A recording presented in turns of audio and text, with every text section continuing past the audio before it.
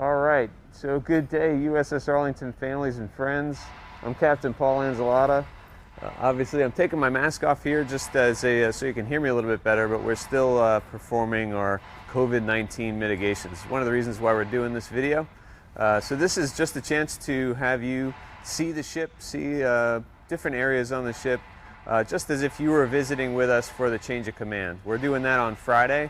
I'm recording this a few days in advance. Just so that you can have a sense for what the ship looks like.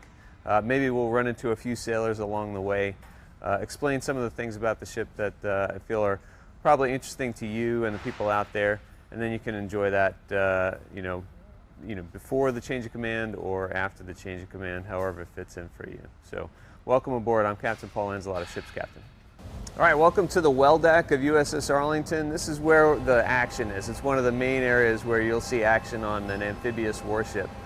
So one of the unique things about this ship is we can actually ballast the ship or partially sink the stern of the ship in order to bring water into this well deck so that we can land landing craft air cushion vehicles, those are known as LCACs, as well as swim amphibious assault vehicles into the well, and then bring those vehicles up into the lower vehicle storage area or the main vehicle storage area where we're standing right now. So one of the main things about amphibious warfare is that we're pretty dynamic. We can change the condition of the ship in order to facilitate landing craft or sending craft from the ship out of this well to the beaches wherever we happen to be operating in the world. And as you probably know, most of the Earth is covered in water. That means the United States Navy brings this capability to like 90% of the population in the world that live by the sea. That facilitates the United States Marine Corps' missions of, let's see, amphibious assault, raids, demonstration, close air support. Lots of times we do humanitarian assistance, foreign humanitarian assistance, disaster relief, that kind of thing. All this happens from either our flight deck or this well deck where our vehicles, whether they're aircraft or amphibious craft, are launched and recovered. So this is a pretty exciting place to be. All right, so welcome to the mess decks on USS Arlington. This is where the crew eats. All those that are ranked E1 to E6 on the crew will eat in this area, where we've got about 140 seats total. If there are 1,100 Marines and Navy on the ship during a deployment, probably about 900 of those folks are in the category of E1 to E6. So do the math. That's a lot of folks that need to come through here and eat. Sometimes for the folks that work dirty jobs or difficult jobs or jobs that are out in the weather, the 20 minutes in this spot with a good meal that's both refreshing, tasty and delicious, as well as the time with your shipmates. It may be the only 20 minutes in that 4 or 5 hour period of the day where you get to really relax. So this is a really important place.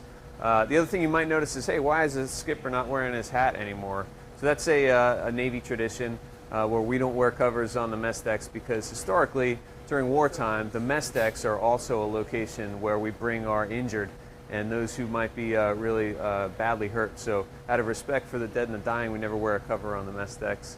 That's just the thing we do in the United States Navy. And it's a little bit more a natural feel when you're walking about, getting your meal, and like I said, refreshing your body and your soul with just a little bit of a break before you go on your next watch, if you stand and watch, or your next shift if you're in like a shift work mindset. So this is a really important spot on the ship, and I'm glad you're getting to see it today. All right, welcome to the wardroom. This is where the officers that are embarked in the ship, whether they're the ship's company or the Marine officers that embark with us, this is where we eat. This is also where we hold training occasionally. It's also where we hold briefings before we do important things like pulling in and out of port or shooting the guns for practice, something like that.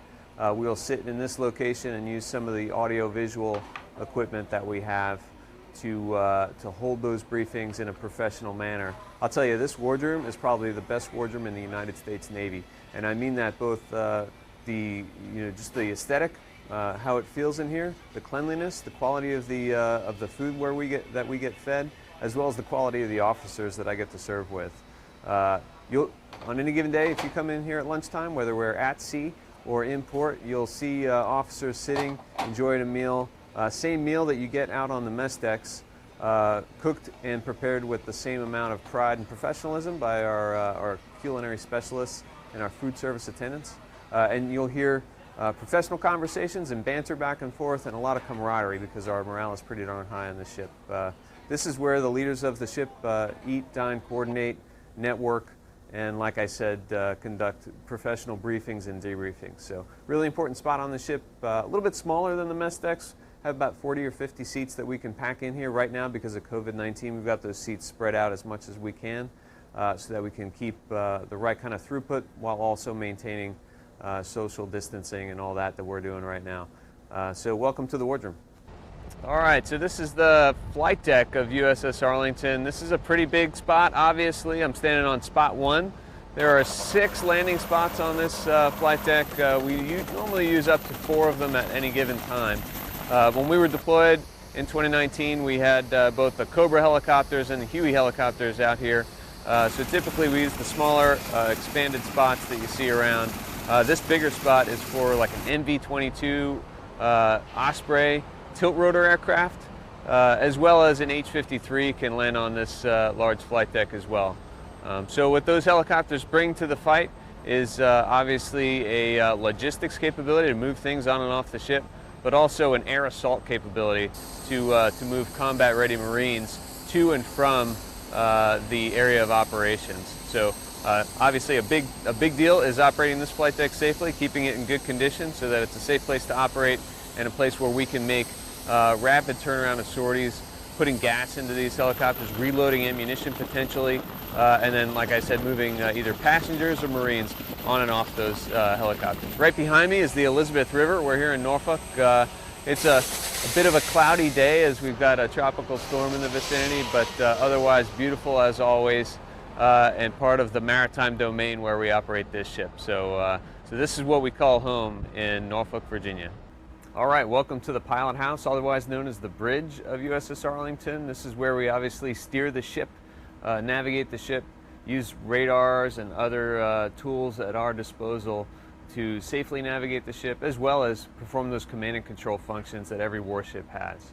So here on the bridge, it's normally a hubbub of activity when the ship's underway, especially. This is where the officer of the deck stands her watch and works with the other people that are on the ship, whether that's those folks in the Combat Information Center, the people in the helicopter control tower, or the debark control station, which are both aft and help sequence craft onto the flight deck, off the flight deck, or in and out of the well deck, as we looked at earlier. So the bridge is sometimes ceremonial, but mostly it's a workplace. It's where we navigate the ship. It's where we keep a proper lookout and communicate with the other ships around us.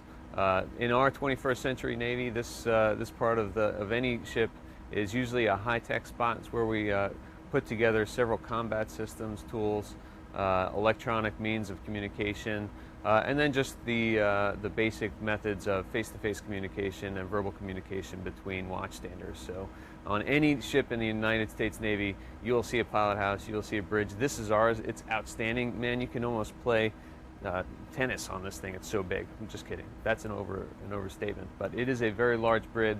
There's plenty of room to get our job done here, and another special place on the ship. Hi, welcome to the USS Arlington Memorial Tribute Room. This is a special place on the ship because obviously it's where we have a solemn reminder of all 184 souls who were lost on 9/11, either in Flight 77 or in the Pentagon. So just to kind of explain how we connect this place to our heritage as well as to the crew, every sailor that checks in here to USS Arlington as part of their indoctrination comes through to this tribute room as part of the first things that they do to really make a connection with the heritage of the ship. And so USS Arlington is one of the 3 LPDs in the United States Navy whose namesakes have something to do, have a direct connection with the 9/11 attacks. Those ships are USS Somerset, USS Arlington, and USS New York. So here on USS Arlington, as you can see, the first part of our tribute room is a very solemn place where all the names of all 184 souls who were lost on that day are memorialized captured here so that we can reflect on that. The inner part of the tribute room here on USS Arlington has a collection of items that capture the events of 9/11, as well as some really important things from Arlington County. So first of all, the tribute room captures the history and heritage of the name USS Arlington. There were two other ships named USS Arlington in the history of the United States Navy from a significant period of time ago, back in the World War II era and into the 1960s. Also, we capture here the meaning of our crest and all the symbology and heraldry that's on that crest is captured here, along with some words from the commissioning commanding officer, then Commander Darren Nelson, now Captain Nelson. Behind me is an explanation of the Pentagon Memorial, and that's an area right there in Arlington County next to the Pentagon site where the aircraft impacted the Pentagon. That's dedicated as a memorial also. And so for the ship's crew members who have never been up to Washington, D.C. National Capital Region, it's an opportunity for them to see that, as well as any other visitors on the ship who might not have been to the Pentagon itself. Next to me is a memorial quilt that was created by the students at Thomas Jefferson Middle School. That also captures every one of the names of the victims from 9/11 there in Arlington County, and it's obviously a treasure to us. Behind the camera are a collection of displays that describe the timeline of events for that day, what happened, the path of the aircraft, the rebuilding of the Pentagon itself, and just what that meant in terms of overcoming the challenge that was presented to us so dramatically on the 11th of September 2001. All right, so I'm wrapping up this tour with you. Obviously, it's a little bit different doing this on video recording as opposed to walking with you up the pier to the ship, and then through the ship and then back down towards your car. But as I wrap up the tour, I wanted to include maybe just a sense of how large this warship is. $2 billion warship, 684 feet long, displacing a good 28,000 tons when combat loaded.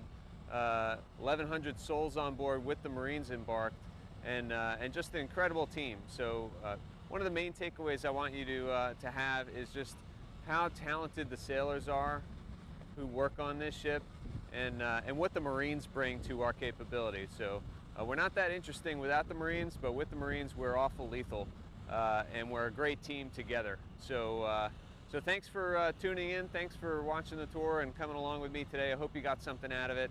And I hope when COVID-19 is behind us, you have an opportunity to come out and visit with the shipping crew someday. God bless you.